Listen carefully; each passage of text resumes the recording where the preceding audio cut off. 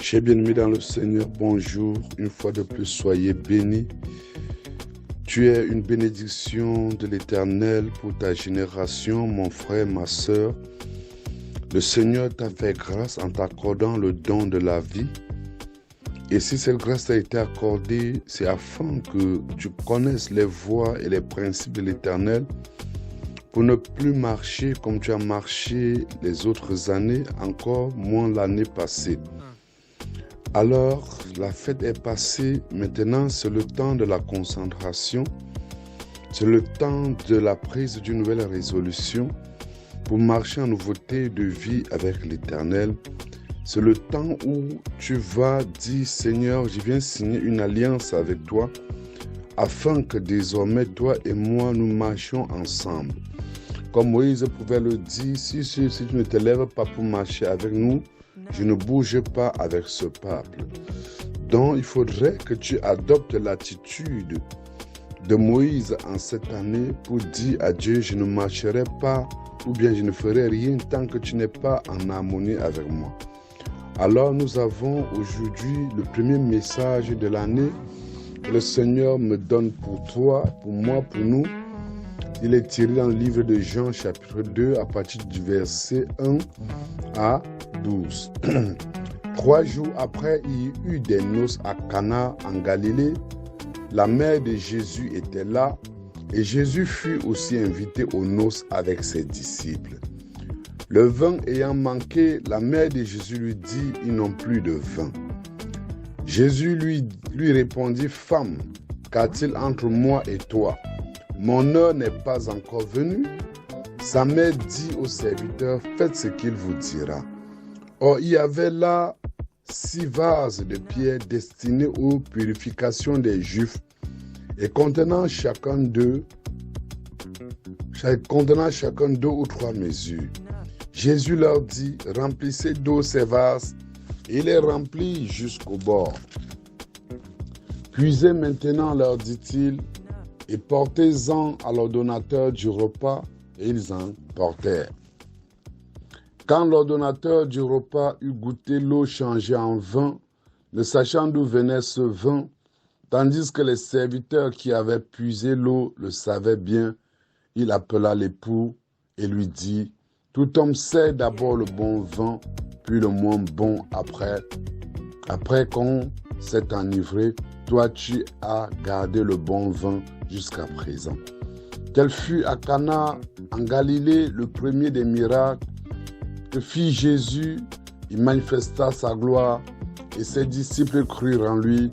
Après cela, il descendit à Capernaum avec sa mère, ses frères et ses disciples, et il n'y demeurait que peu de jours. Alors, mon bien-aimé dans le Seigneur, venons ainsi de découvrir dans les Écritures un mystère de la relation entre Dieu, Jésus et l'homme. Ici, nous voyons des personnages qui sont mis au centre de la préoccupation de la pensée de Dieu, et tout commence par un événement dont tout le monde attend, le mariage. Et dans ce mariage, il y a quelque chose qui doit se passer. Il y a un besoin qui doit naître, et dans ce besoin, une solution doit être trouvée. Pour dire que, mon bien-aimé, après chaque événement de joie, dans chaque plan que nous mettons sur pied pour notre épanouissement, il y a toujours un besoin qui doit naître. Il y a toujours quelque chose qui doit nous manquer. Et cette chose-là ne peut être comblée dans sa profondeur que par celui-là dont nous avons le plus besoin de lui, qui est Dieu. Et ici, Marie, la mère de Jésus, est mise au centre de ce texte afin de nous donner également un enseignement et une profondeur de la relation qu'il y a entre Dieu et l'homme, ou qu'il y a également entre une maman et son enfant.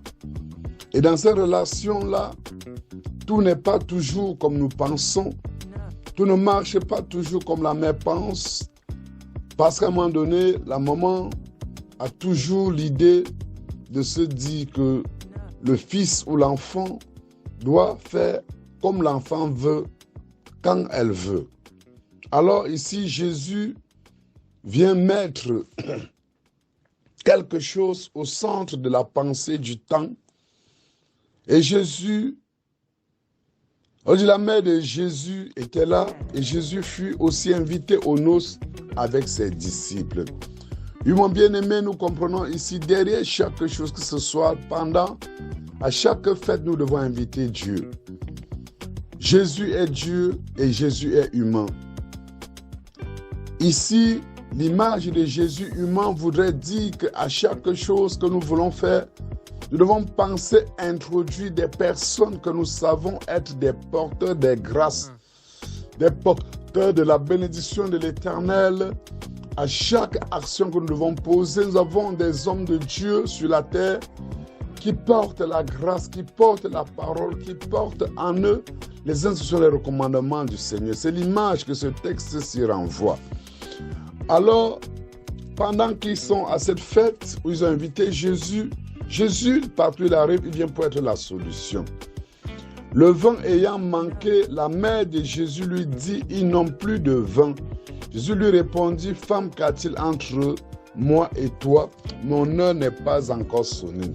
Oui, Marie se place ici comme tout intercesseur qui est dans la présence de Dieu, qui connaît Dieu, qui a une intimité avec Dieu et qui se préoccupe des besoins dont l'homme en a pour apporter la solution. Et cette fois-ci, Jésus est cette femme intercesseuse qui veut voir le besoin de l'homme être comblé et elle va aller vers celui-là qu'elle sait qu'il est la source de la solution, à savoir Jésus. Mais cette fois-ci, elle va vers Jésus comme fils. Elle ne parvient pas à faire la différence entre le Jésus Seigneur qui est au centre de l'humanité pour apporter la solution et pas lui dire le vent manque. Et à Jésus de lui dire, femme, mon heure n'est pas encore venue. Femme, qu'a-t-il entre moi et toi? Mon heure n'est pas encore venue. Ceci semble être une image de règnement entre Jésus et Marie, mais non, ceci n'est pas un règnement, mais ceci est plutôt un recadrage à amener Marie à reconnaître que non, en ce moment-ci, je ne porte plus l'image de fils que tu connais à la maison, je deviens le sauveur de l'humanité, je deviens celui-là qui a la source de la préoccupation des besoins de l'homme. Mais nous voyons également que sa mère dit aux serviteurs, faites ce qu'il vous dira. Pour dire qu'en tout moment, tout vrai intercesseur connaît la pensée de Dieu, connaît le plan de Dieu. Il sait que, quel qu'en soit le cas, pendant que je prends l'attitude d'intercesseur ou d'intercesseuse, Dieu va apporter la solution. Maintenant, l'intercesseur va mettre des personnes qui sont dans le besoin ou qui l'entourent en confiance pour les amener à comprendre que non, il y a un temps où le message doit être donné. Alors elle dit aux serviteurs qui étaient avec Jésus, faites ce qu'il vous dira. Alors il y avait là 6 vases de pierre destinés aux purifications des Juifs et contenant chacun 2 ou 3 mesures.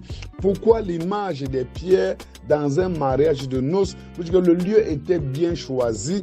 Ce mariage ne se célébrait pas n'importe où. C'était dans un lieu où la gloire de Dieu devait se manifester. C'est dans un lieu où le peuple juif se retrouvait et donnait gloire à l'Éternel.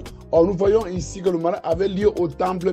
Et dans ce temple-là, il y avait 6 vases de purification qui témoignent ici l'image des 6 tribus que Dieu avait choisies pour porter la bénédiction à autant parmi les peuples de Jacob. Or, les 6 autres, pendant que Jacob avait fait 12 disciples, il y en avait 6 que Dieu avait choisis pour porter la bénédiction. Il y en avait 6 que Dieu avait mis à part pour porter la malédiction. Alors, ces vases étaient choisis comme des vases purs, témoignant également les sources de bénédiction. C'est-à-dire que tout ce que le peuple pouvait avoir comme source de bénédiction, c'était à partir de ces vases qui étaient purifiés. Alors, il arrive que Jésus va demander qu'on puise de l'eau pour déverser dans ces vases-là. Et c'est à partir de ces vases-là que Dieu va opérer le miracle. Pour dire quoi? Le miracle de Dieu sur la terre est accompagné également des principes que Dieu lui-même a établis. Dieu ne fait rien sans le concours de l'homme. Dieu ne fait rien sans la participation de l'homme. Et Dieu, pour faire des choses dans nos vies, parce que nous sommes sur la terre, la nature également doit entrer en mouvement pour permettre à la bénédiction de Dieu d'entrer en marche pour que nous, les hommes, nous puissions en bénéficier. Alors, quand nous voyons ici, le vin que nous buvons ici n'est pas un vin qui a été pressé par des hommes qui sort de la vigne des mains de l'homme, mais c'est un vin qui est une source de joie, une source de grâce, une source de faveur, une source de prospérité, une source de transformation de la pensée de l'homme et un vent qui ramène l'homme à se focaliser sur Dieu, qui est ici l'image du Saint-Esprit, qui vient apporter un témoignage vivant dans le corps de l'homme, dans la pensée de l'homme.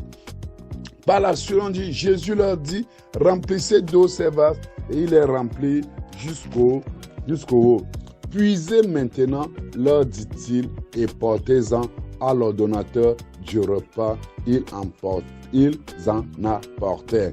Pour dire que mon bien-aimé, lui, Jésus ne peut rien faire sans l'homme. Il a transformé l'eau en vin, mais qui doit porter ce vin vers l'humain, vers ceux qui sont dans le besoin? Ce n'est plus lui, mais c'est ceux qui sont autour de lui, ceux qui ont une certaine intimité avec lui, ceux qui portent en eux son esprit, ceux qui sont dans son intimité.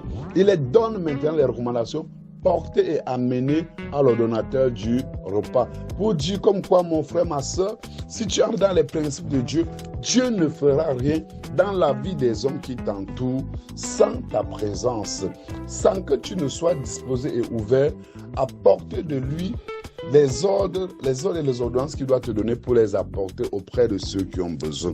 Alors voilà donc, le miracle du vin est opéré quand l'ordonnateur du repas eut goûté l'eau changée en vin, ne sachant d'où venait ce vin, tandis que les serviteurs qui avaient puisé l'eau le savaient bien, il appela l'époux et lui dit, tout homme sait d'abord le bon vin, puis le moins bon, après s'être enivré. Toi, tu as gardé le bon vin jusqu'à présent. Oui, mon bien-aimé, l'humanité a toujours tendance à faire des choses dans le sens contraire par rapport à la volonté de Dieu. Nous voyons que pendant que ceci retraduit également l'image du premier mariage dans lequel nous étions avec Satan dans le monde.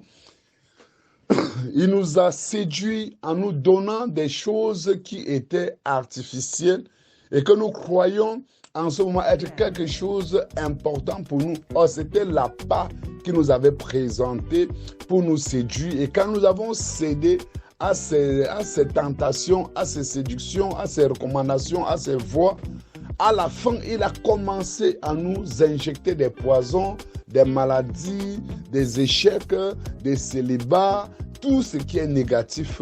C'est en ce moment que nous nous sommes rendus compte que nous avons été trompés et nous nous sommes laissés maintenant influencer par lui. Mais Dieu, lui, là, à son niveau, quand il revient maintenant, il vient bouleverser l'ordre des choses. Or, ici, l'ordonnateur du repas, qu'on peut appeler le maître de cérémonie, il se pose la question, mais attends, quel est ce genre de mariage où généralement on voit que les gens donnent toujours le mauvais vin au départ et c'est à la fin, ils donnent toujours le bon vin à la fin, et quand les gens sont déjà sous, ne peuvent plus bien réfléchir, c'est en ce moment qu'on apporte le mauvais vin. Mais Dieu va venir faire le contraire. Pour dire comme quoi, mon frère, ma soeur, ne regarde pas ta vie par rapport à ce que tu étais hier. Regarde ta vie maintenant en relation avec le Christ. Si tu es en relation profonde avec le Christ, dis-toi que hier, tu as bu le mauvais vin que Satan t'avait présenté et que Christ vient maintenant apporter un nouveau vin dans ta vie, un vin qui va te donner la paix, un vin qui va te donner la joie, un vin qui va t'ouvrir les yeux et t'amener à voir la manifestation de la gloire de Dieu dans ta vie, un vin qui va te transformer et qui va faire de toi une source de bénédiction pour des personnes qui sont encore dans le monde et qui boivent le mauvais vin que l'ennemi leur présente. Donc vois-toi aujourd'hui devant le Seigneur comme un maître de cérémonie qui doit se présenter en cette année devant l'Éternel et porter du bon vin qui est la parole de Dieu que tu dois boire pour les amener auprès des autres, afin qu'à partir de quelque chose de bon, les visites. Sois béni et sois comblé au nom de Jésus de Nazareth. Amen.